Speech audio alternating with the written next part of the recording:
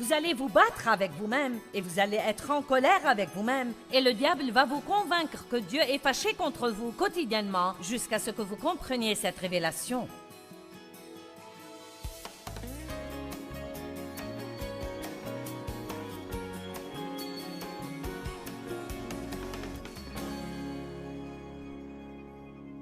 Vivre sans frustration. Père, nous te remercions pour la parole ce soir et je prie que chaque cœur ait vraiment une meilleure révélation de combien la grâce est merveilleuse. Nous avons parlé de la grâce tellement longtemps que nous avons oublié à quel point elle est merveilleuse. Nous avons tendance parfois à faire ça dans l'atmosphère de nos églises et nous parlons de choses et nous en parlons tellement que nous oublions leur vraie valeur. Quel chant extraordinaire! On chante au moment des offrandes sur la grâce. On va le chanter encore une fois ce week-end, mais nous devons faire attention aux paroles. La grâce est extraordinaire. Et laissez-moi vous montrer combien c'est absolument merveilleux. Nous allons regarder Romains chapitre 5 en commençant au verset 6 et je vais en fait partager 4 versets avec vous. Je veux que vous lisiez beaucoup de paroles de Dieu ce soir et je veux que nous digérions ces choses lentement et voyons si nous pouvons saisir juste ce que signifie ce que Dieu a fait pour nous par sa grâce. Si nous avions vraiment une révélation de ce que Dieu a fait pour nous, nous n'aurions plus un jour triste dans nos vies. Amen? Amen? Très bien. Romains chapitre 5, verset 6. « Car lorsque nous étions encore sans force, incapables de nous en sortir, Christ, au temps marqué, est mort pour des impies au nom des impies. » Quelqu'un dit merveilleux. C'est à peine si quelqu'un voudrait mourir pour un juste, peut-être pour un homme de bien, quelqu'un de noble, loyal et généreux, accepterait-on de mourir? Vous savez, il dit qu'il serait vraiment extraordinaire que quelqu'un donne sa vie, même pour la personne la plus formidable, la plus géniale. Mais mourir pour des pécheurs qui s'en moquaient, beaucoup qui n'étaient même pas nés, qui ne vous connaissaient pas, ne voulaient rien à faire avec vous, c'est un monde absolument extraordinaire. Mais Dieu nous a prouvé son propre amour pour nous par le fait qu'alors que nous étions encore pécheurs au temps marqué, le Christ est mort pour nous. Époustouflant! Alors que vous étiez encore à courir de bar en bar et à vous saouler nuit après nuit après nuit, sans vous soucier le moins du monde de Dieu, il était déjà mort pour vous, il avait déjà payé le prix de tous vos péchés, avait déjà planifié une grande vie pour vous, et vous n'avez rien à faire d'autre pour en bénéficier que de le croire et le recevoir. Oh là là! Vous savez, si vous êtes régénéré, je regarde quelqu'un qui ne va pas aller en enfer. Et ça devrait nous garder de bonne humeur. La prochaine fois que vous êtes triste, regardez-vous dans le miroir et dites « Je ne vais pas aller en enfer. » Alléluia! Wow! Je ne vais pas aller en enfer.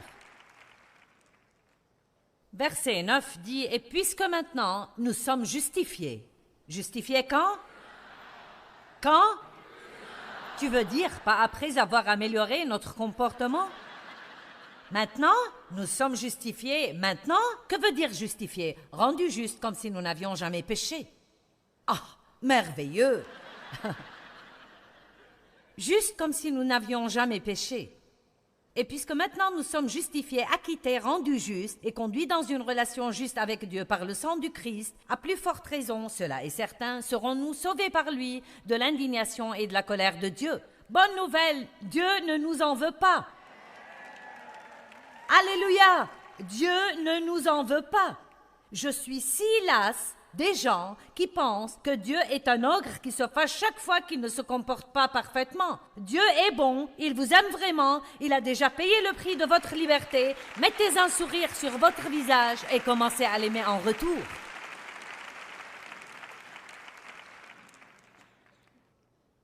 Car alors que nous étions encore ennemis, nous avons été réconciliés avec Dieu par la mort de son Fils. Écoutez cette partie. Car si, lorsque nous étions ennemis, nous avons été réconciliés avec Dieu par la mort de son Fils, si, quand nous ne nous soucions pas de lui d'un iota, Dieu a envoyé son Fils pour mourir pour nous, à bien plus forte raison certainement, une fois réconciliés, serons-nous sauvés par sa vie et par sa résurrection de la colère et de l'emprise du péché. Merveilleux! Donc, vous savez quoi? Dieu ne nous a pas sauvés comme s'il nous envoyait au foot et disait « Allez marquer un but ». De la même manière, nous sommes sauvés gratuitement. Tous ces gens qui reçoivent le Christ ce soir, des centaines et des centaines debout pour recevoir le Christ, ils n'ont rien fait. Ils disent juste « Oui, je veux cela. » Oui, je le prends. Ou cadeau gratuit, oui. Je le veux. Voici, c'est une manifestation de la merveilleuse grâce de Dieu en action. Au moment même où vous recevez la vérité de la parole, une vie entière de péché, pas seulement votre vie passée, mais quand Dieu pardonne vos péchés, ce sont tous vos péchés, même les péchés que vous allez commettre demain et le jour d'après et le jour d'après. C'est pourquoi nous ne devons pas avoir peur du péché, car Dieu s'est occupé du problème. Oh, attention, ne parle pas comme ça aux gens. Je veux dire, s'ils n'ont pas peur du péché, il se peut qu'ils aillent pécher volontairement. Eh bien, pas vraiment. Pas si vous êtes vraiment né de nouveau et vous avez vraiment cette relation avec Dieu. Il y a une nouvelle nature à l'intérieur de vous maintenant. Vous pouvez toujours faire des choses mauvaises, mais écoutez, vous ne pouvez pas les faire et être à l'aise.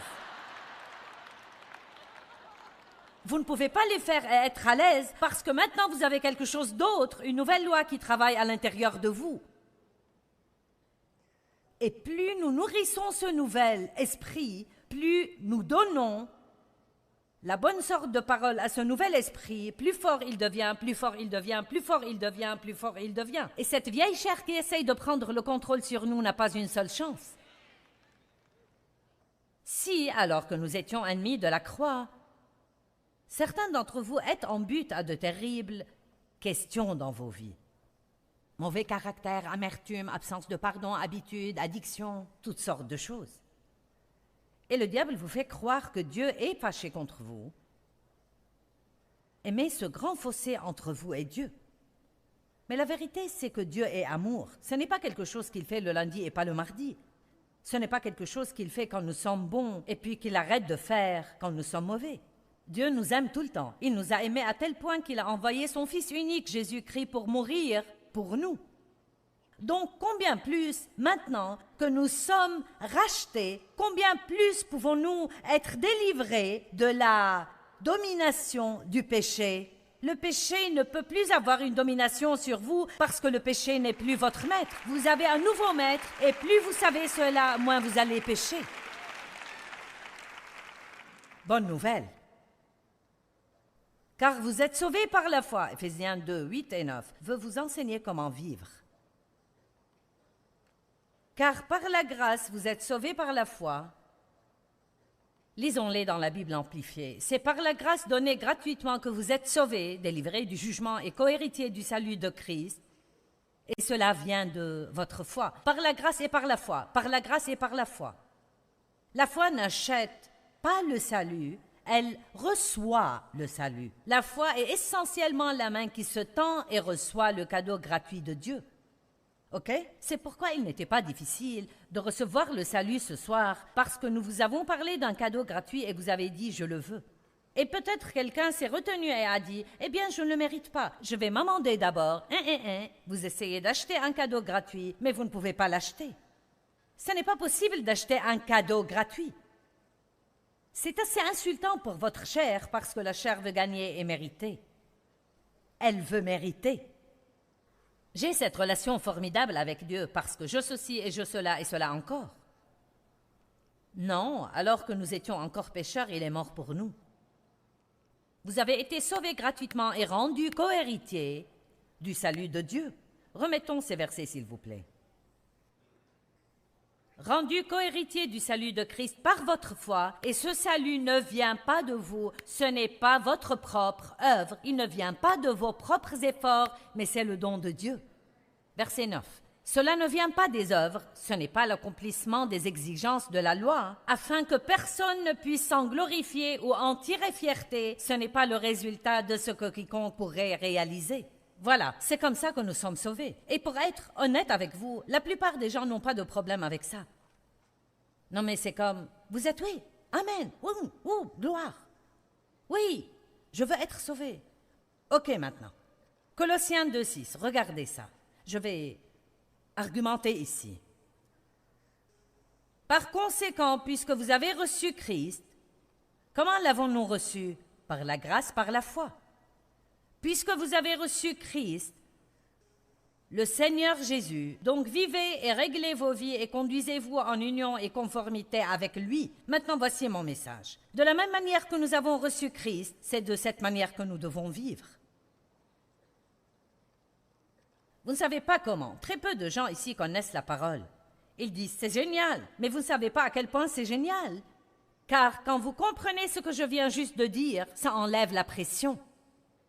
Maintenant, tout d'un coup, vous ne vivez plus en essayant par vos efforts. Je ne vis plus en essayant, en me battant, en m'efforçant et en étant tout le temps frustré parce que quoi que je fasse, ça ne marche pas. Qui a essayé de s'auto-améliorer? Quelqu'un est déjà allé dans une session de ce genre où vous avez entendu quelqu'un prêcher et vous étiez si convaincu, « Mon Dieu, j'ai un problème avec ça » et vous avez décidé de rentrer chez vous et changer. Quelqu'un l'a déjà fait? Combien d'entre vous n'avez pas changé? Vous savez pourquoi? Parce que de la même manière que vous avez été sauvés, par la grâce, par la foi, de la même manière, vous devez changer. Ce que Dieu veut que nous fassions, c'est dire « Dieu, tu as raison, je suis convaincu par cette parole, j'ai un gros problème dans ce domaine et je veux changer, mais je ne peux pas changer si tu ne me changes pas toi-même. Tu dois le faire, Dieu, et je dépends de toi. Et je te fais confiance et je crois que tu vas faire tout ce qui doit être fait dans ma vie. Vous allez vous battre avec vous-même et vous allez être en colère avec vous-même et le diable va vous convaincre que Dieu est fâché contre vous quotidiennement jusqu'à ce que vous compreniez cette révélation. Nous vivons par la grâce. Vous comprenez? Ça va me prendre 4 sessions pour traiter le sujet. Maintenant, une jeune femme fait « ouais. » Pourquoi? Parce que c'est très bon. Vous savez ce que c'est? C'est merveilleux. C'est la grâce extraordinaire. Nous allons comprendre quelle grâce extraordinaire c'est avant de quitter cette salle. C'est vraiment extraordinaire ce que Dieu a fait pour nous. Et quand Jésus est monté aux cieux pour s'asseoir à la droite du Père, il a envoyé le Saint-Esprit pour le représenter, pour être à sa place et pour vivre maintenant en chaque croyant dans le Seigneur Jésus-Christ. Il n'est pas juste avec, il est en nous et il va faire en nous ce qui a besoin d'être fait si nous arrêtons juste d'essayer de le faire par nous-mêmes. Laissez Dieu travailler. Dieu peut faire en vous, en 5 minutes, plus que vous en 25 ans de tentative. Parce que tout ce dont on a besoin, c'est une révélation. Nous avons eu assez d'informations. Nous avons besoin d'une révélation. Je veux dire, nous sommes noyés d'informations en Amérique. Nous avons besoin de révélations sur la parole de Dieu. Amen. Et je crois qu'alors que la parole est prêchée ce week-end, elle est porteuse d'une onction qui va ouvrir les yeux aveugles. Et je parle maintenant des yeux aveugles spirituels. Et il ouvre des yeux aveugles physiques, mais aussi les yeux aveugles spirituels et les oreilles sourdes spirituelles. Et peut-être que vous l'avez déjà entendu un millier de fois combien elle est douce, cette grâce. Mais je pense que chaque fois que vous venez, ce week-end ou ce soir, ou le nombre de fois que vous venez, vous allez dire « extraordinaire ». La grâce est si douce et incroyablement extraordinaire. Et là, quand nous comprenons ce que Dieu a fait pour nous, nous devenons si reconnaissants et pleins de gratitude, et nous aimons Dieu à tel point que nous ne pouvons pas nous empêcher. Nous l'aimons et nous voulons faire tout ce que nous pouvons afin de lui plaire, pas parce que nous devons le faire, mais parce que nous le voulons. Amen. Extraordinaire. La grâce est... Nous avons tous entendu cela. La richesse de Dieu sur le compte de Christ, G-R-A-C-E. Bien, vous savez, parfois ça sonne un peu trop spirituellement vaporeux et nous passons à côté. C'est la faveur imméritée. Et nous devrions penser à cela un bon moment parce que les gens ne font pas de choses imméritées pour nous. Oui, ils vous donneront ce que vous méritez. Et Dieu ne fait pas ça. Il nous bénit quand nous mériterions un coup de pied aux fesses. Amen. Et il fait pour nous des choses que nous ne méritons pas. Bon, ça ne veut pas dire que Dieu ne nous châtie pas et ne s'occupe pas de nous enseigner et nous montrer comment nous comporter, mais il ne cesse jamais de nous aimer.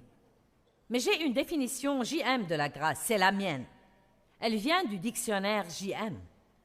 Après 37 années à enseigner la parole, maintenant j'ai le droit de donner des définitions. Donc la voici. Je crois que la grâce est, oui, la faveur imméritée, mais c'est la puissance de Dieu rendue disponible pour nous, gratuitement, nous rendant capables de faire facilement ce que nous ne pourrions jamais faire par nous-mêmes, quel que soit le nombre d'efforts et de combats. Et vous en avez encore besoin, donc la voici. La grâce est une puissance. C'est la puissance de faire ce qui a besoin d'être fait, mais de le faire sans combat et sans effort, de le faire dans le repos de Dieu et de le faire avec facilité. Et c'est un don gratuit.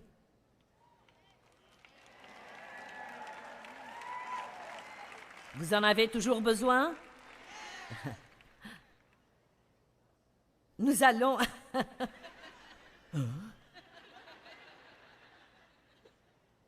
Je sais que votre petite chair est en train de crier. Bien, c'est sûr qu'il y a quelque chose que je dois faire. Commençons par croire. C'est pour ça que nous sommes appelés croyants. Si nous devions accomplir, nous serions accomplisseurs. Mais nous sommes des croyants et le mot croire veut dire recevoir et le mot recevoir veut dire croire. Donc ce soir, quand ces personnes ont reçu le Christ, ils ont cru que Jésus était mort pour leurs péchés et qu'il était désireux de leur pardonner et qu'il allait leur donner une vie meilleure. Et donc, ils ont cru et au moment où ils ont cru, ils ont reçu. Quand vous croyez, vous recevez. Quand vous recevez, vous croyez. Vous ne pouvez pas séparer les deux. Croire, c'est recevoir. Et Hébreux 4 dit que quand nous croyons, qu'est-ce qui se passe? Nous entrons dans le repos de Dieu. Vous savez, je m'amuse dans mes réunions. Oh, quand j'ai commencé à faire ça, j'ai pensé que la pression allait me tuer. Je veux dire, je priais si fort avant d'aller à mes réunions que j'arrivais déjà à moitié morte de fatigue, vous savez. Je ne pouvais parler à personne et je ne faisais pas ceci ni cela. Je devais déclencher l'onction. J'ai appris que la meilleure façon de vivre, c'est de vivre de la même façon tout le temps. Je n'ai pas à agir d'une manière ici et d'une autre manière ailleurs. Dieu veut que nous soyons, pas que nous nous édifions sur des actes. Israël ne m'a pas paru stressé ce soir de diriger la louange. Je l'ai vu avant, il était le même à l'arrière de la scène que devant. Vous entrez dans un genre différent de dons. Mais la vérité est que je suis à l'aise en faisant cela Et j'aime le faire. Pourquoi? Parce que je fais la part que Dieu m'a donnée à faire. J'ai étudié et je suis venue ici. Le reste est de son essor. J'ai dit, j'ai étudié, je suis venue ici. Le reste est de son essor. Vous savez ce qu'est la frustration? Essayez de faire quelque chose que vous ne pouvez pas faire. Essayez de faire arriver quelque chose que vous ne pouvez pas faire arriver. Quand j'ai commencé à faire cela, je croyais que je devais plaire à tout le monde. Oh, ça me tuait. Car des personnes me regardaient bizarrement et peut-être se levaient et partaient, et ils allaient aux toilettes, mais le diable me disait « Il n'aime pas ta prédication, il s'en va. » Il ne m'aime pas, oh Dieu, il ne m'aime pas. Et puis, si je disais quelque chose qui faisait que quelqu'un faisait la tête, je pensais, oh, je dois dire quelque chose d'autre. Donc je faisais tout pour essayer d'être apprécié. Et un jour, j'ai décidé, tu sais Dieu, ce n'est pas ma responsabilité de me faire aimer de ces gens. C'est ma responsabilité de venir ici et de faire ce que je crois que tu me dis de faire. Et Dieu, si quelqu'un doit m'aimer, c'est à toi de le faire.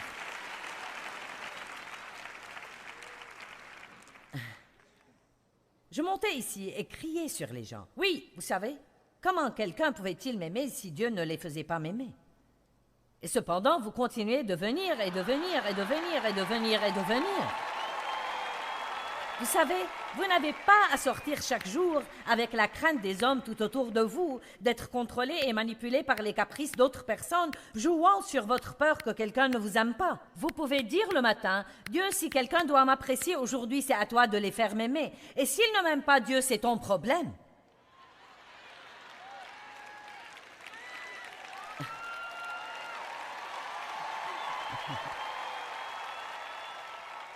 Je vous dis juste, vous n'avez pas d'autre choix que de m'aimer parce que je l'ai déjà donné à Dieu. Néanmoins, je peux être libre ce soir car je crois déjà que Dieu va me donner les personnes dont j'ai besoin dans ma vie et ceux dont j'ai besoin. Je n'ai pas de pression. Est-ce que j'ai agi sous pression quand je recevais l'offrande ce soir? Je n'ai pas mis de pression sur vous. Je n'ai pas besoin d'essayer de vous contrôler. Car si Dieu a ordonné ceci, il va le financer. Je n'ai pas besoin de jouer de petits jeux pour avoir votre argent. Vous pouvez donner ou non, et donner avec un sourire sur votre visage parce que vous croyez que vous semez dans la bonne terre qui porte de bons fruits et vous voulez y prendre part. Amen. Dieu va payer pour ce qu'il commande. S'il veut que je le fasse, il va pourvoir au salaire. Il le fait forcément car les factures sont payées, donc par conséquent, il n'y a pas de combat. Je travaille dur, mais ce que je fais n'est pas vraiment dur. Je veux dire, je travaille vraiment dur. Je vais être physiquement fatiguée quand je vais rentrer chez moi, mais ce n'est pas difficile pour moi de faire ce que je fais parce que je le fais par la grâce de Dieu. Je vais vous dire ce qui est dur. Une période de 24 heures entières à être en colère et pleine de ressentiment et à en vouloir à quelqu'un et ne pas pardonner. Vous voyez ça, ça me tuerait. Et voici la différence. Je travaille dur, mais je ne travaille pas de l'intérieur. Quand vous êtes en colère, vous pouvez être assis sur une chaise, mais vous travaillez si dur à l'intérieur que ça vous tue. Une journée entière de tourments et de soucis et d'anxiété à plein régime peut vous achever. Je préfère faire 3 de ces conférences à la suite, 4 sessions chacune, que de passer un seul jour, je veux dire rempli de fureur contre quelqu'un. Croyez-moi, ça me flingue vraiment. Je ne peux pas le gérer. Donc, si seulement nous pouvons apprendre comment recevoir la grâce de Dieu et laisser Dieu faire les choses à travers nous, je peux tout faire par Christ qui me fortifie. Ce n'est pas juste un petit verset que nous citons, mais vous le pouvez vraiment. Quoi que Dieu veuille que vous fassiez, vous êtes capable de le faire par la grâce de Dieu. Vous dites, ben alors, pourquoi je suis si frustrée? Nous allons y arriver.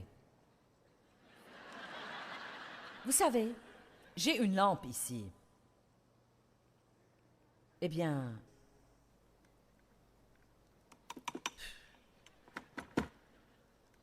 pourquoi elle ne s'allume pas? Tu es une lampe, tu es supposée donner de la lumière. Où est la lumière? Oh, elle n'est pas branchée. Oh, il faut la brancher. Oh, oh. Wow, c'était facile. Ok, c'est comme cela. S'il y a une source d'énergie, la source d'énergie, c'est Dieu. Quelqu'un a déjà compris? Vous voyez comme vous êtes vif? Révélation. Il y a une source d'énergie juste là. Bon, ce n'est pas la faute de l'énergie si la lampe n'est pas branchée. Donc, ce que nous devons faire, c'est de nous brancher tout simplement. Chaque fois que vous vous sentez frustré, prenez un moment et branchez-vous. Chaque fois que vous vous sentez épuisé, prenez un moment et branchez-vous. N'essayez même pas de sortir de chez vous le matin sans être sûr que vous êtes complètement chargé, que toutes vos batteries sont complètement rechargées. Nous avons deux choix dans la vie. Nous pouvons vivre une vie remplie de frustration ou nous pouvons nous humilier nous-mêmes et demander à Dieu de nous aider. Nous pouvons recevoir son don gratuit de grâce pour nous aider et c'est exactement ce que nous devrions faire.